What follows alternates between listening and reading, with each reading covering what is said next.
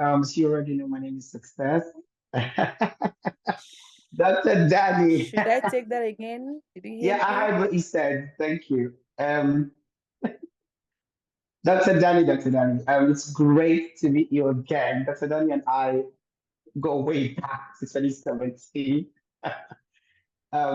Thank you for having me here. I've not been, I think since France, I haven't had any like speaking engagements until this one. So this is great. Vindi, we'll catch up. Dr. Nelson, this is the first time I meet you, and I can already attest to the fact that you have wealth of wisdom to give. Thank you for being here. Thank you to everyone that's made this possible. Mary, Apollo, I'm still getting to know you. Dr. Daniel has spoken so highly of you, and I'm happy that we got to connect. Um, but yes, I'm going to start with this. You know, on the flyer, they wrote multi-talented artist, and I'm going to make a quote. I'm going to say two things that an artist said, and that's Beyonce. Beyonce said, surrender to the cards that you've been dealt. If they don't give you a platform, build your own platform, give it to yourself. And this is where I'm going to start what I'm about to say. All the people that are on this, Liziana, Vendra, Dr. Dara, that's known or seen me, whether at the UNGA speaking or whether anywhere speaking, the World Bank, the one thing I hammer on is building platforms for young people and giving them access.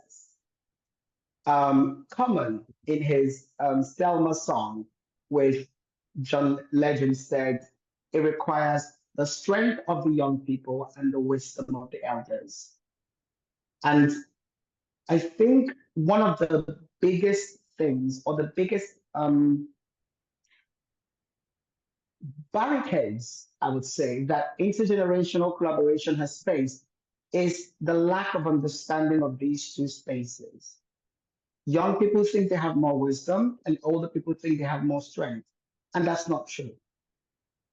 I think the marriage of this wealth of experience and the zeal and strength of the young people is how intergenerational collaboration work. And every time there has been an instance, an example of these things happening, it always comes down to, all right, let's give you what we have. You guys go run.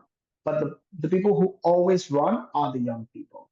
So one of the things that we need to be looking at is finding a way to properly manage these two things. Now, moving on to collaborations, I heard, oh, I think I told Ginger about this. I started this thing called Nourish to Flourish, and it was like in 2019. We started in Abuja actually. I wasn't in Abuja at the time. I had a friend do it, and we fed like 1,200 kids. And then I moved it down to Brooklyn. I'm in Brooklyn right now, and we've both stocked community refrigerators for people to take for free. And we've educated people for SDGs. I was in Nigeria in May doing the same thing, and I came back for the France draft. But the point I'm trying to make is between all of this, there is a conversation with an elder that has done this before. Sometimes Dr. Daniel and I are on the phone for hours because there's something he's done that I'm trying to do. And I'm like, you're going to have to tell me how you did this. And wealth of experience, I mean, when someone has gone to, for instance, Bolivia, like Vindra, Vindra is an elder to me in Bolivia because I don't know anything about Bolivia. I've not been to Bolivia. So if I want to do an event in Bolivia, I know to call Vindra. So I think we should also like compartmentalize what age in terms of age in wisdom, and then strength in terms of age and strength in wisdom. Those things need to find a common ground in our decision making. Um, Also, one thing that I also, Dr. Nelson mentioned the 2063 agenda. And one of the key things that I found when I read that was localization.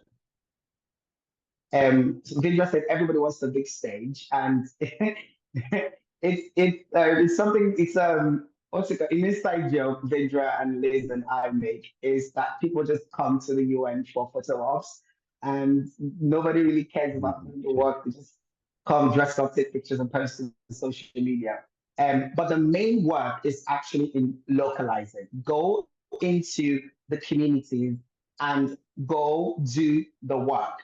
I was at the UN one time talking about the impact of global climate change in Africa. And I was saying, I really don't care what happens in this room. Some people were mad at me, actually came to tell me that after the event. But I said, I really don't care what happens in this room because you're preaching to a choir that knows the song. But go to sub-Saharan Africa and ask someone, what are SDGs? Can they answer this question? Are kids in Nigeria able to talk about SDGs properly and understand what it means in their local context, in their communities? How are they able to tell the next person, do not throw away this sachet water on the street because that is not decompostable? So localization is hugely important. I've talked about wisdom and traditional values. I'll just randomly throw this out here. The Ubuntu emphasizes community and shared responsibility, and it can be integrated by promoting inclusive leadership, community-based decision making, um, cooperative economic systems. There's so much modern governance and economic growth that can be built on traditional and cultural values. And finding a way to marry those, and again, taking us back to the elderly's wisdom, the wisdom of the elders, some things that they've seen or heard, and the mistakes that they've made that we cannot now make again if we listen to them. And then it also behooves on the elders to say, all right, it's time I need to step back and let them run.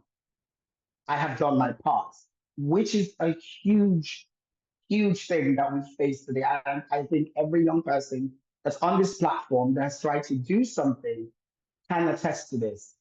There is some sort of pushback where the people who scream there, the elderly ones, are constantly making it look like we're coming to replace them. No, this is not a replacement. This is a continuation. We're running a marathon, and we need to understand that the marathon runners pass batons. And when it's time for you to pass the baton, just pass the baton with the energy, the wisdom that you've gathered to the next person, because this is not about working for a person, but working for an idea. And that idea is the bliss of high egalitarianism, human development, and economic advancement. I think I'm going to stop there because if you let me, I'm going to continue talking. But thank you. Thank you. I will say this. um, Governments can introduce policies that mandate the inclusion of both younger and older people in key decision-making bodies and fund intergenerational projects that sort of um, further this collaboration, provide incentives for businesses or NGOs that promote collaboration among age groups, and organizations can also establish mentorship programs, create inclusive workspaces, and support community projects that bring generations together. Because if we don't do that, we will constantly have this thing where the older people think young people are not as experienced, and the young people keep thinking old people should give up. And then it's constantly like a lack of coming together, because when we have those collaboration programs happening, we can easily rub minds to actually figure out how to move forward in a world that constantly has both parts of the spec in it. Thank you.